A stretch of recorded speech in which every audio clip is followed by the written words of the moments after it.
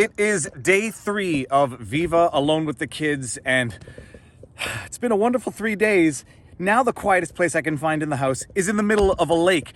All right, I have noticed a lot of questions on my Tim Pool Subverse lawsuit in the comment sections, and I figured I could do a standalone addressing these questions because while we delved into the lawsuit itself, we didn't really much touch on the corporate law side of what is going on. All right, for those of you who don't know, Tim Pool Subverse, the company, is suing a former shareholder and director, Emily Molly, and a former director, Rocco Castoro. They are suing them because apparently the two of them allegedly took some money out of Subverse because Subverse raised something like over $1 million on a public sort of GoFundMe type fundraising page for the company. Rocco and Emily allegedly, this is all allegedly, used the funds as though they were their own without authorization from the other directors and shareholders of the company. Okay, Subverse as a company, there's a spider on my leg. No, that's an ant, that's fine. Subverse as a company, it's an independent entity. Corporate companies are what we call corporate persons.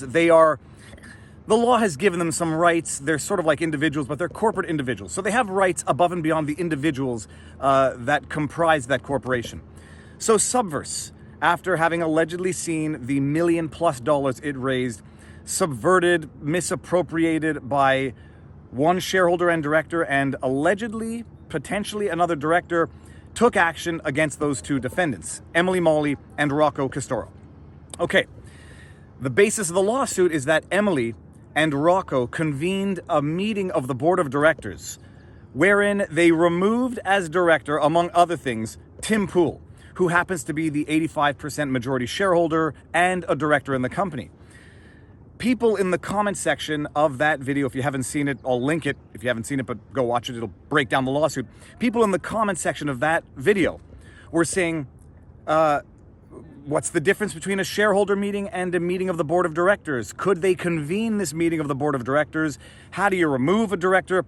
Okay, when it comes to a company, there are two different categories of control. You have your shareholders who own the company. They have shares in the company. They partake in the profits of the company, but they don't necessarily get involved in the day-to-day running of the company. Shareholders oftentimes are passive shareholders. They don't really have an interest in running the company. They just want to see dividends declared when the company that they've invested in is profitable. That's why you invest in the company, thinking it's going to become profitable, thinking that your shares in this company are going to increase in value as this company increases in value. Also, when the company declares profits, they can then declare dividends at the end of the year.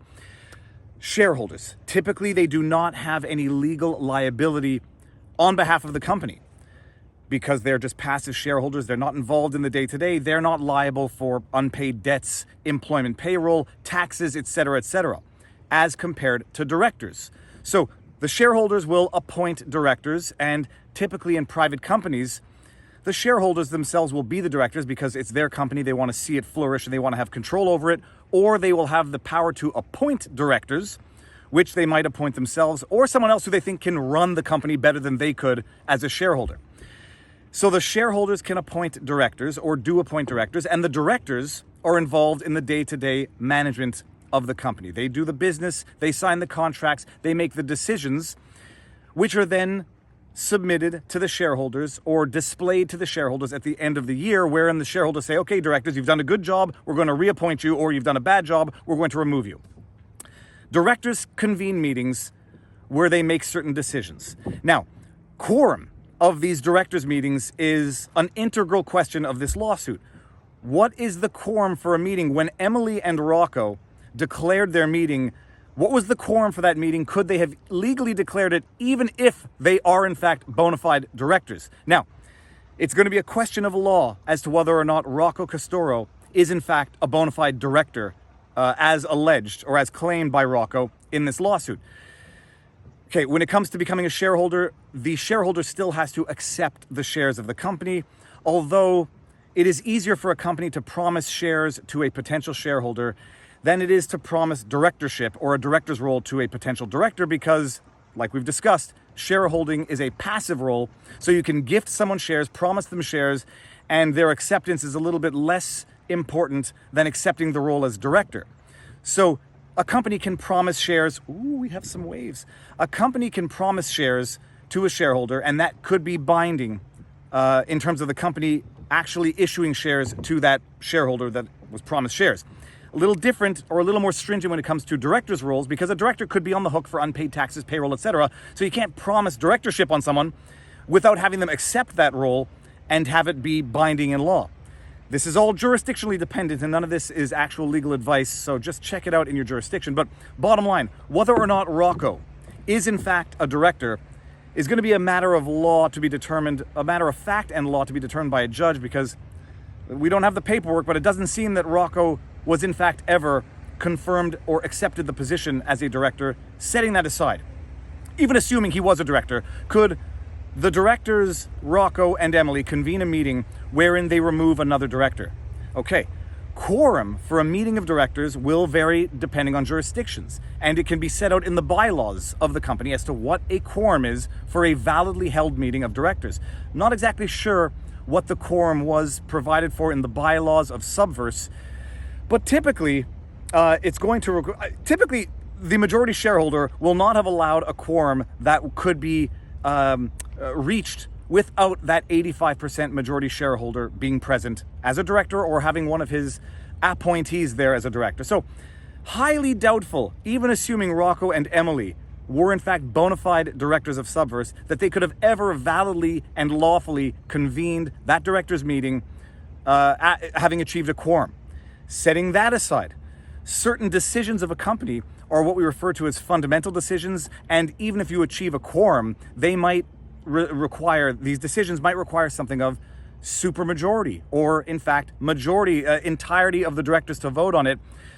Usually those decisions involve removing a director or changing the structure of the company, where even if you get a quorum, sometimes those fundamental decisions require absolute majority, supermajority, or unanimity among the directors. And so removing Tim Pool, even if they were directors, even if they could have convened this directors meeting having attained a quorum, that decision probably under most jurisdictions of corporate law would have required something more than a simple majority of the directors, even assuming that the quorum had been met. What else that is going on here that is ridiculous? When you hold these directors meetings, you have to conduct the minutes properly. You have to give the chance of all the directors to be present. Typically, the bylaws provide certain delays within which to notify other directors. They provide certain formalities, etc. To be determined whether or not this alleged directors meeting that Emily and Rocco convened to remove Tim Pool as a director from the company in which he's an 85% shareholder were followed. I suspect they weren't. It looks definitely more like the directors meeting that Tim Pool convened with the other shareholder, Bill Ottman, the other director and shareholder, Bill Ottman, who's a 10% shareholder and a director, was probably more validly convened in accordance with the rules of the bylaws in terms of fair warning, notification, and being conducted in the absence of the other director, because as we all know, Molly, abstained, or she didn't abstain, she protested the obviously duly convened directors meeting that she was notified of, because she was notified to the point where she could protest by not attending. So that is a bit of the corporate side of all of this. I hope this allows you to more properly digest that last video. My prediction, and I am going to stand by this prediction, this lawsuit is going to settle, because unless there is something that we don't know that could possibly justify, attenuate, or otherwise explain away the otherwise absolutely inexplicable, untenable, and corporate-wise unlawful conduct that the defendants allegedly engaged in, nothing is going to attenuate it to the point where they could plausibly even put up a defense. From what I understand, Emily, Molly, and Rocco Castoro are pro se litigants, meaning they are representing themselves. And based on their corporate conduct, I would question their ability to represent themselves. And I say this with full respect for some very capable, very competent pro se litigants. Having seen the way they convened this meeting and basically documented their wrongdoing for the benefit of Tim Pool and Subverse's lawsuit, I would be skeptical of their abilities to represent themselves pro se, but we'll see. Who knows? I also believe or understand. I don't know how they became pro se litigants, but in this type of lawsuit, the inability to find counsel to represent you typically is indicative of a broader problem of the lawsuit itself. That is the breakdown. We may or may not talk about this tonight with Robert Barnes during our live stream, which, if you don't know, Robert Barnes and I do weekly live streams every Sunday. We do weekly streams with a guest every Wednesday called The Sidebar. Next Sidebar, by the way, is going to be with Robert F. Kennedy Jr. We're going to discuss that lawsuit that was just tossed by Facebook. Speaking of the state actor argument that has come to the fore of the juridical YouTube law fronts, we're going to talk about that. What else? If you want to support Robert Barnes and I and get some exclusive content, locals, vivabarneslaw.locals.com. All of my content is also on Rumble, so if you want to avoid certain tech giants and support others, Rumble is the place to be. It's it's Viva Frei on Rumble. You can catch me there. More important than any of that, take care of yourselves, check in on friends and family, make sure everyone around you is doing well, and now you know you vlog, and I realized I should probably get back to the kids. Peace.